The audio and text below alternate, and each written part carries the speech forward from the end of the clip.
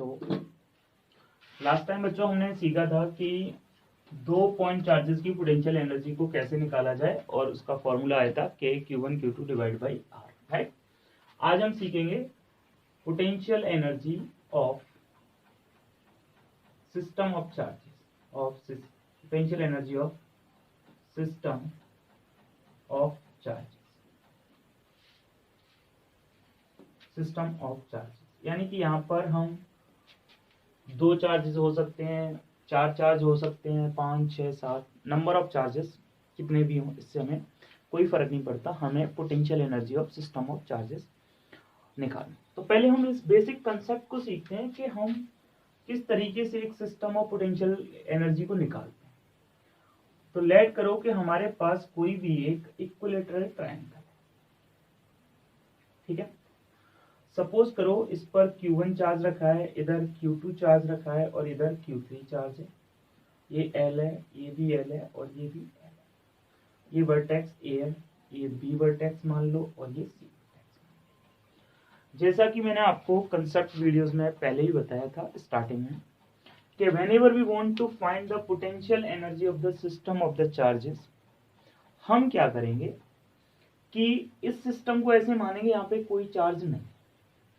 तो सपोज करो कि यहाँ कोई चार्ज नहीं है और मैं इस Q1 चार्ज को लेके आता हूँ, तो the work done in Q1 charge को जब लेके आए, यहाँ कोई चार्ज नहीं है, तो इसको लाने में जो अगेंस्ट में फोर्स लगेगा वो कोई फोर्स नहीं है। तो इसका मतलब जब ये Q3 और Q2 नहीं है, उस कंडीशन में अगर मैं Q1 को लेके आता हूँ तो मुझे वर्क डन 0 करना पड़ेगा, राइट। अब सपोज करो Q1 यहाँ पर है और now I want to take this Q2, तो Q3 अभी भी नहीं है।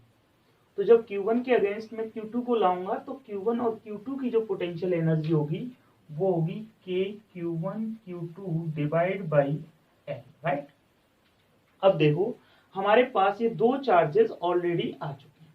अब मैं जब तीसरा चार्ज लेके आऊंगा तो मुझे कुछ ये जो फोर्स इस Q3 को लेके आऊंगा तो Q1 की कुछ फोर्स इसको अपोज करेगी और Q2 की कुछ फोर्स अपोज करेगी। इसका मतलब मुझे Q1 के अगेंस्ट भी काम करना है और मुझे Q2 के अगेंस्ट भी काम करना है। तो इसका मतलब अगर मान लो मैं Q3 चार्ज को Q1 के अगेंस्ट लेके आता हूँ तो मुझे वर्क डन करना पड़ेगा Q1 Q3 divide by L, right. और ऐसे ही अगर मैं Q3 को Q2 के अगेंस्ट लेके आता हूँ तो मुझे वर्क करना पड़ेगा Q1 Q2 Q3 divide by L। तो यहाँ से हम देख सकते हैं कि जो potential energy of this total potential energy of this system of charges is equal to हो जाएगी K कॉमन आ जाएगा, L भी कॉमन आ जाएगा और हम ब्रैकेट में डाल सकते हैं Q1 Q2 plus Q1 Q3 plus Q2 Q3। So this is our final answer. यहाँ पर कुछ इंपॉर्टेंट बातें ध्यान रखनी है कि कुछ नोट्स आपको लिख लेनी है। नोट यानी put in this put the charges with their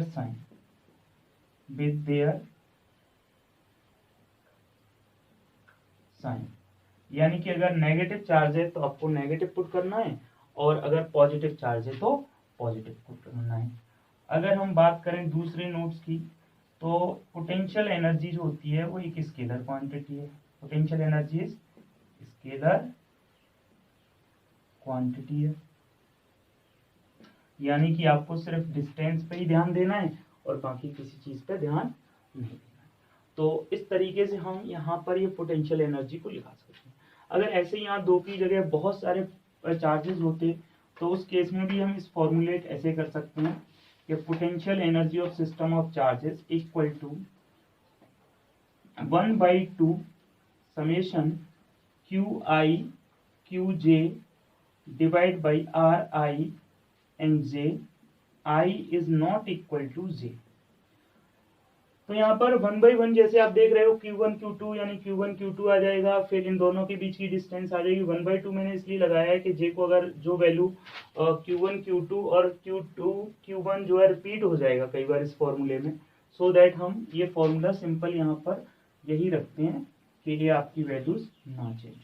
so this is the basic formula say the summation of u equal to 1 by 2, or where I is equal to 1, 2 and so on, and j is also equal to 1, 2 and 3 and so on.